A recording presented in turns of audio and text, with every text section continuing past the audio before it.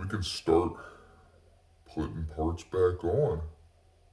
So I don't know what the hell I was talking about saying I could put parts back on this thing because I still have to remove the hub, the bearing, and then the strut before I can do anything or even think about putting parts back on this car. So let's get this hub off first. Now I was pounding away at it a little bit with the slide, and it wasn't quite coming out as fast as I would like, so I just added some weight here.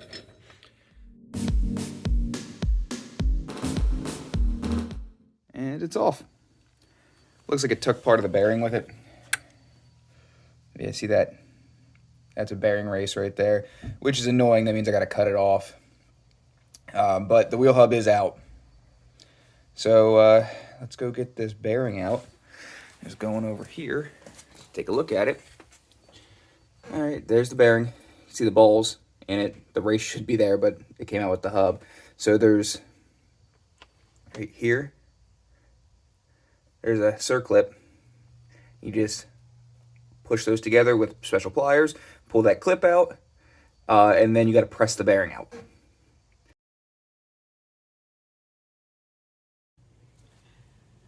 So sometimes things happen in a project that you don't necessarily want to happen, and they cause a huge headache. And right now, for me, that's getting the snap ring away from the bearing. It's not moving. It's very corroded in there. I mean, you can see the back of this hub. I mean, it's very rusty. So my snap ring pliers are not up to the task right now. I need to think about what I need to do here. So instead of getting frustrated, I'm just gonna move on to something else, cut the race off this, and think about how I'm gonna get that snap ring out of there.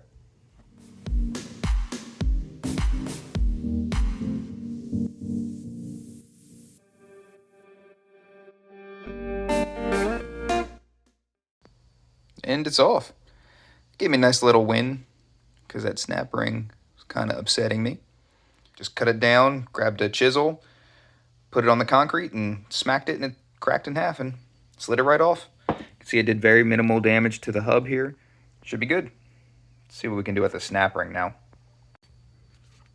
This is probably not how you're supposed to get a snap ring off, but so it rusted like up at the top there, and it's all corroded around there, so that's not moving at all. So I compressed the snap ring pliers with a carpenter vise, and I'm just gonna try to like bang this around, hopefully, until it loosens that up and it should come out. Or, you know, this whole contraption will just snap and fly apart like that. Okay, let's try that again. I got it. So my little contraption actually worked here. Whew, that was a huge pain. I did go and get some nice new Channel Lock brand pliers because the little cheapies that I had from like the auto parts store didn't really trust them to do this. So glad I did that. We are on to the most pressing part. We're going to press the bearing out. Before I did that, though, I had to stop because the garage was looking a mess. There was bolts everywhere. There was tools everywhere. Normally, I'm not that bad about it, but it got bad over the last week. The one thing that I do, the two things that I do know are clean tools and organization are key to working on your vehicle. Now, I'm not a professional, if that wasn't very blatantly obvious with the way that I'm doing this. I try to get by with the minimum I can, and I like to take care of my stuff because dirty tools fail faster. Fact. Organization, I mean, if that isn't obvious, if you lose something, that's bad. You lose a bolt, you're buying a new bolt. But other than that, it also saves you time because if you're running around your garage back and forth looking for this thing, you're just wasting time. You're wasting your own time. There's no reason. You could have stopped, labeled your tools, labeled your bolts just like this, the hardware, some that you do use a Ziploc baggie, whatever. So all my tools are now organized. I'll give you a shot over here what they look like. I think they look pretty good. This should be all the tools that I need to finish this job. And all the bolts that I removed are now labeled and sitting here ready to go. In front of me here is the bearing kit, the bearing press kit. All it is a piece of threaded rod with this backing plate here. Sits down on the bolt head. This goes on here. And the knuckle would be like out here. And you just screw this down, and as you screw it down, it pulls that bolt up, and it pulls the bolt up, and the bearing goes right into the catcher, just like that.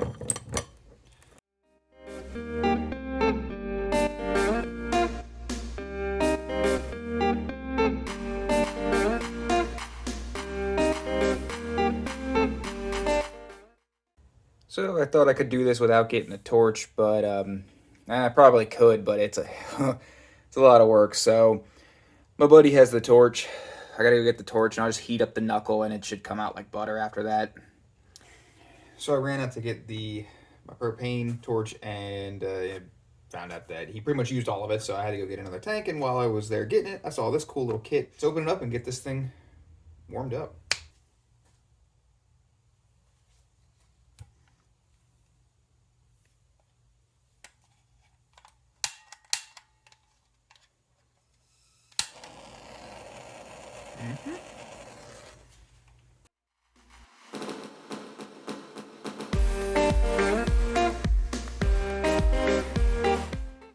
Took a little bit of time, and you know what? That's all it is. Just patience, penetrating lubricant, application of heat, and get good leverage on it, and can do most jobs. This bearing was probably fine, and that's one of the major reasons that you get maintenance history on a car that you're buying. If I would have known that, they looked that good, I probably wouldn't have touched them. But good maintenance history, so important. All right, I'm going to clean the hub up.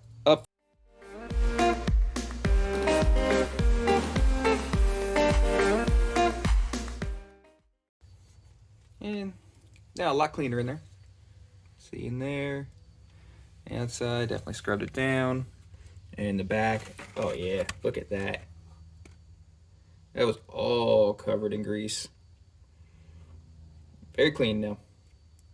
I am happy. I like clean. I'm gonna take the strut out. That'll make it easier getting the new strut in.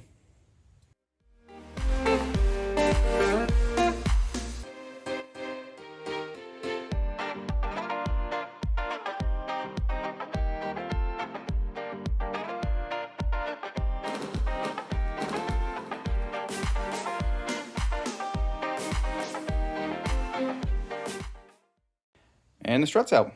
That wasn't too bad the second time. Got it out there pretty fast. Took about 20 minutes or so. Of course, you guys saw it in a matter of like a minute. Next time you see this, it will be a brand new strut. All right, check this out. Yeah, that's pretty loose.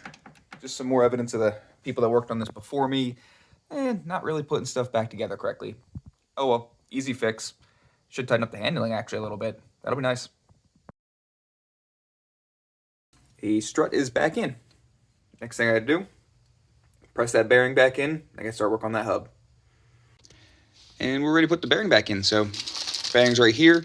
What I did was I put it in the freezer for a few days, get it nice and cold, contract the metal. Should make it easier to slide right back in. I also greased the inner side of the hub there.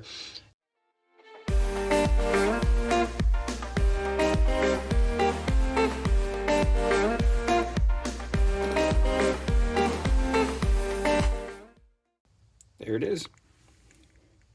Seated in there correctly. Just got to get the snap ring that goes around the outside, which I got a new snap ring for it because the old one was very corroded. Just waiting for that to arrive. Actually should arrive today, so should be able to wrap this job up soon.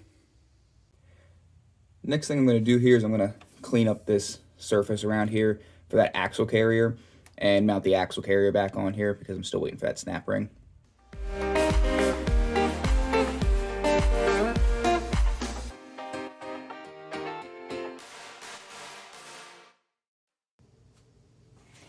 All right, the next thing I got to do before the snap ring gets here is I want to clean this this hub up because it's pretty corroded. So we're just going to see how good we can get it. Some metal polish for me, polishing some metal earlier.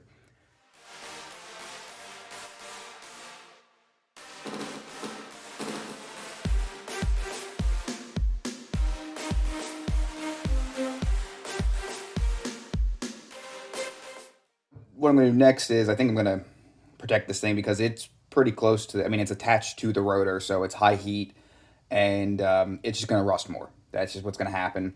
So what I think I'm going to do is I'm going to metal prep it with some metal etcher, and then I'm going to maybe prime it with some heat resistant paint.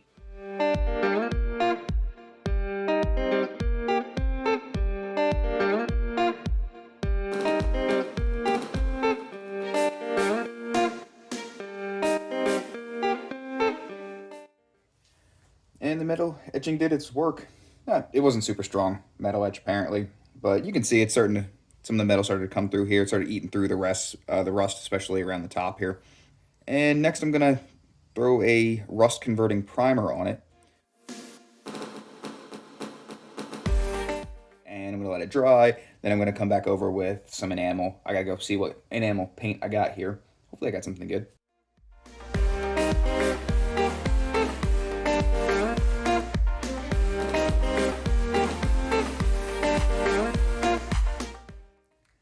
So the only color I got is red. Got some engine ceramic enamel paint. Should work fine. I'm gonna have some red hubs afterwards. That'll be sporty. Cool. While this was drying, the snap ring came. And you can see the old snap ring in comparison. See how much corroded that is. Moving back to the hub here. You can see it's nice and red, nice and sporty now. That enamel paint should hold up to the heat and should hopefully keep it from rusting for a while. So definitely get another few years out of this hub. You know, the splines are fine on the inside. The mating surface is good. So didn't want to have to replace that hub because these things are like $130, something ridiculous, just for a piece of metal with some splines in it. For this side, for this surface, I'm just going to wire brush this since this mates to the rotor. Wire brush that, and the inside here I'll probably do the same thing, but I might paint this too. Let's get this thing done so I can get this thing put back together.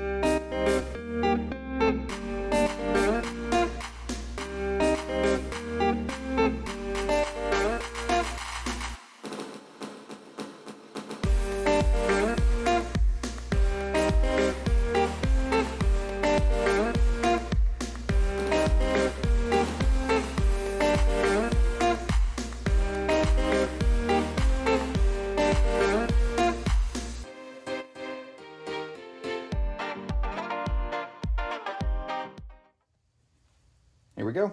Hub is complete. I sanded off this surface here. I painted the interior here with rust transformer, rust converter, whatever you want to call it. And it still needs a little bit more time to dry. But I mean, you can see. Cool. Must be what race car hubs look like, right? All right, here we got the hub down on the ground. And again, I'm greasing both mating surfaces on the inside of the bearing and on the hub itself.